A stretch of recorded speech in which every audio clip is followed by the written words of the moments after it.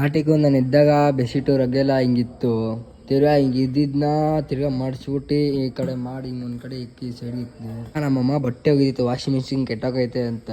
ನಮ್ಮಮ್ಮಂಗೆ ಅಲ್ಲೇ ಒಂದು 10 ನಿಮಿಷ ಅರ್ಧ ಗಂಟೆ ಕೊಟ್ಲೆ ಕೊಟ್ಟು ತಿರ್ಗಾ ನಾನು ಬಂದೆ ಊಟ ಮಾಡೋಣ ಅಂತ. ಊಟ ನೋಡಿದ್ರೆ ಏನು ಮಾಡೋಣ ಅಂತ ನೋಡಿದ್ರೆ ಮ್ಯಾಗಿ ಮಾಡಿಕೋರಿ ನಾಷ್ಟನ ತಿನ್ಕೊಂಡು ನಾನು ಕೆಲಸ ಕಡೆ ಬಂದೆ. ತಿರ್ಗಾ ನಾವು ಅಣ್ಣ ಫೋನ್ ಮಾಡಿದ್ದ, ಮೈಸೂರು ಹೋಗ್ತಿದ್ದ. ನಾನು ಅದೇ ಅಂದೆ, ಮೈಸೂರು ಹೋಗ್ತಿದ್ಯಾ, ದಸರಾದಾದ್ರೂ ಹೋಗ್ಬೇಕು ತಾನೆ, ಒಳ್ಳೆ ಎಂಟರ್ಟೈನ್ಮೆಂಟ್ ಇರೋದು ಅಂತ.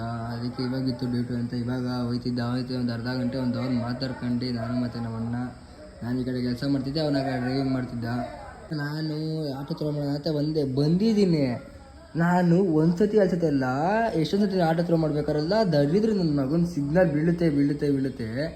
ಆ ಕಡೆ ಸಿಗ್ನಲ್ ನೋಡಿದ್ರೆ ಈ ಕಡೆ ಆಟೋ ತಳ್ಳ ಅಂತ ಒಂದು ಗೊತ್ತಾಗಲ್ಲ. ನಾರ್ಮಲ್ 1 ಗಂಟೆ ಆಗಿತ್ತು. ಮನೆ ಬಂದೆ, ಊಟ ಮಾಡ್ಕೊಂಡು ತಿರ್ಗಾ ಕೆಲ್ಸದ ಕಡೆ ಬಂದು ಇನ್ನೇನು ಮಾಡೋಕ್ಕೆ ಕೆಲಸ ಇರಲಿಲ್ಲ.